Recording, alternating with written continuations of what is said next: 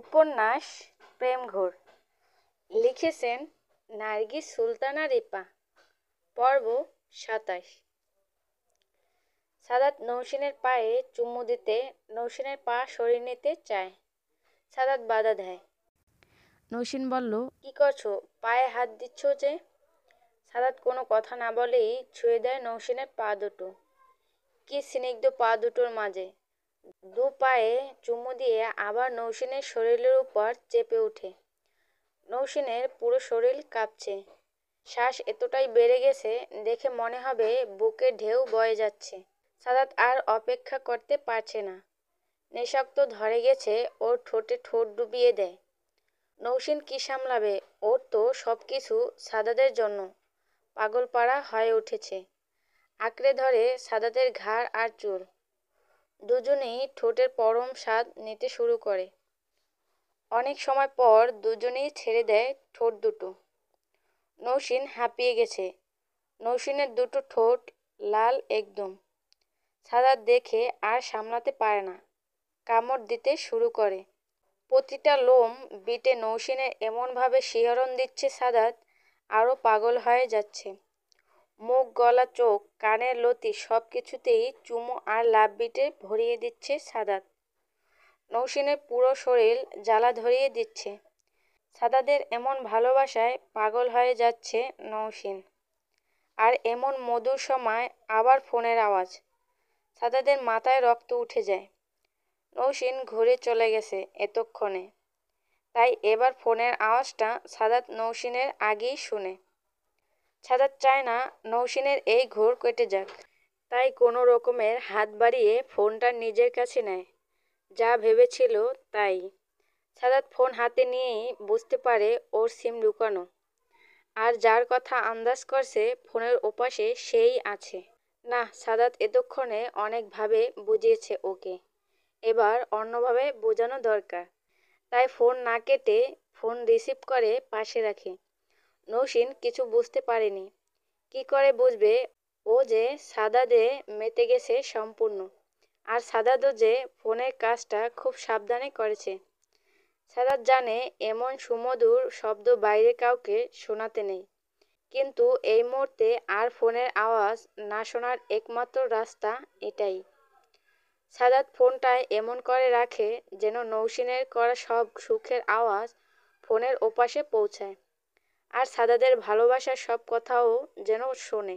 সাদাত নৌসিনের গলায় আবারও গভীর করে কামড় বসিয়ে দেয়, যেন নৌসিন আওয়াজ দিতে বাধ্য হয়। আর তাই হলো। নৌসিন উফ করে উঠল। সাদাত আবারও এমন শব্দ শুনতে চায়, আর ফোনের ওপাশে কাউকে বোঝাতে চায় সে নৌসিনকে নিয়ে কতটা সুখে মেতে আছে।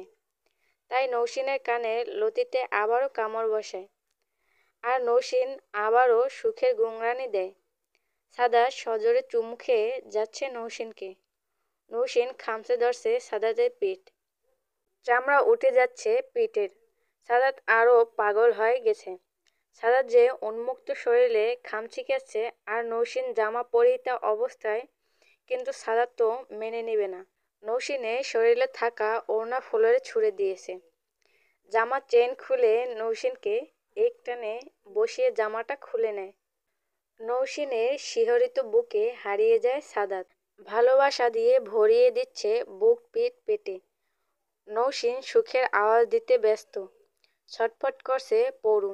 আগুন ধরিয়ে দিয়েছে সাদাত শরীরে। সাদাত বলল, আগুন আরও ধরাবো সেক্সি লেডি? এই তো শুরু কেবল। ভয় নেই, নিভিয়ে দেব। সাদাতের খেয়াল ছিল না ফোনের কথা। মনে পড়তেই ফোনের দিকে তাকায়, আর বুঝতে পারল কলটা ৩ সেকেন্ড আগেই কেটে গেছে ওপাশ থেকে। সাদাত মুচকি হাসে। আবারও নৌসিনের মাঝে হারিয়ে যায়। ভালোবাসার সাগরে তলিয়ে যাচ্ছে দুটি মানুষ। পরম সুখে একাকারী হয়ে আছে দুটি আত্মা। জান্নাতে সুখের কিঞ্চিত সুখ পৃথিবীতে ধারণ করে আনে। এ সুখ যেন শেষ হওয়ার নয়। নৌসিনের কামনা এই সময়টা থেমে যাক, আর না আবারও বিগ ব্যাঙ্গ হোক। যেভাবে একটা বিগ ব্যাঙ্গের সময় সূচনা হয়েছিল, ঠিক সেভাবে আবারও থেমে যাক সময়টা। সাদাদের কামনা এমন মধুর সময় যেন না শেষ হয়। নৌসেন অতল গহীন ভালোবাসার স্রোতে ভেসে থাকুক এভাবেই। তবু সময় তো নিজের গতিতে ছুটে চলে। মহাসুখে দুটি মানবীর আত্মা ভালোবাসার পূর্ণতা লাভ করে ফেলেছে। মুখ তুলে চায় সাদাত নৌসেনের দিকে। মুচকি হাসে সাদাত, যেন বিশাল রাজ্য নয়, পুরো পৃথিবীটাই জয় করে ফেলেছে। আর নৌসেনের চোখটা যে এখনো বন্ধ, মুখ দেখেই মনে হয় এই দুনিয়ার ওর চেয়ে সুখী আর কেউ নেই। আর নৌসেনের চোখটা যে এখনো বন্ধ, মুখ দেখেই মনে হয় এই দুনিয়ার ওর চেয়ে সুখী আর কেউ নেই। দুষ্টু সাদাদের দুষ্ট মন কড়া নাড়ে। কি ব্যাপার ম্যাডাম, এখনো চোখ বন্ধ কেন? আরও কিছু চাই নাকি? নৌসেন নিশ্চুপ, কিন্তু ঠোঁটের কোণে হাসি আর লজ্জার আভাস। সাদাত বলল, চোখটা কি খোলা যাবে? খুলো না রে, এভাবে লজ্জা পাওয়ার কি আছে নৌসেন? আরে সব তো শেষ করে দিলাম, তবুও লজ্জা? আচ্ছা, এই লজ্জায় কি আমাকে আবারও মাতাল করতে চান আপনি? তাহলে তাই হোক। সাদাত মুখ এগিয়ে নিয়ে যায় নৌসেনের দিকে। নৌসেন বুঝতে পেরে চোখ মেলে তাকায়। নৌসেন বলল, বাহ। নৌসেন সাদাতের দিকে তাকাতে পারছে না। সাদাত বলল, কি কেমন ফিল হচ্ছে? আজ কি ব্যথা পেয়েছেন বেশি? নৌসেন বলল, ধ্যাত। নৌসেন ধ্যাত বলেই সাদাতকে জড়িয়ে ধরে। মুখ লুকায় সাদাতের লোমশ বুকে। সাদাত বলল, আজকে তো ব্যথা আমি পেলাম। বুকে এভাবে কামড় দিলা, মনে হচ্ছিল রক্ত বের করে ফেলবে। আর পিঠ ঘাড় এগুলোতে তো খামচির কথা কি বলবো আমি। নখ তো এত বড়ও না। তাহলে এভাবে কেমন করে দিলা, জ্বলছে পুরো। নৌসেন সাদাতের বুকে মুখ লুকিয়ে জবাব দেয়, তুমি বুঝি কিছু করোনি? সাদাত বলল, আচ্ছা কি করেছি আমি? নৌসেন বলল, জানি না। সাদাত আর নৌসেন দুজনেই মুচকি হাসে। সাদাত এখনও নৌসেনের ওপর শুয়ে আছে, কিন্তু দুজনেই স্থির নীরব, একে অপরকে জড়িয়ে পরম সুখে শায়িত হয়ে আছে এক সুখী দাম্পত্য। সময় নিজের গতিতে বয়ে চলছে। রাত কেটে যাচ্ছে ধীরে ধীরে। সকালে সূর্যের আভায় এখনও দেখা যাচ্ছে না।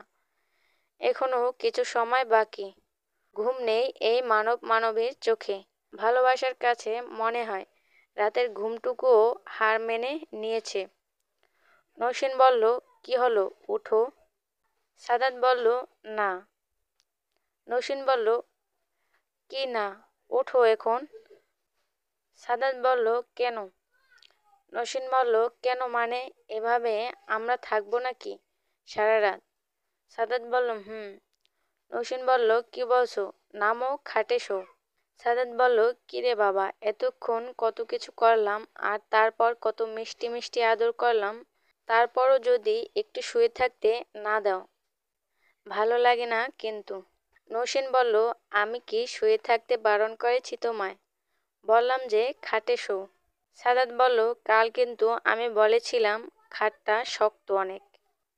নৌসেন বলল, খাট শক্ত কি করে হলো? খাটের কাঠের উপর তো তুমি শুবে না, শুবে তো ফোমের উপর, আর ফোম শক্ত কি করে হলো?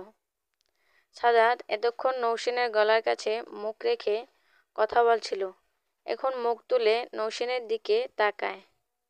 সাদাত বলল, কি হয়েছে? নৌসেন সাদাতের মুখ দেখে মুচকি হাসে। নৌসেন বলল, কি?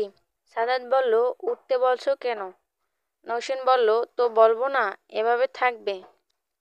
সাদাত বলল, থাকবো। বলেই সাদাত আবার নৌসেনকে জড়িয়ে ওর ওপর শুয়ে পড়ে। সাদাত শুয়ে তো ছিলই, জাস্ট গলাটা তুলেছিল আর কি।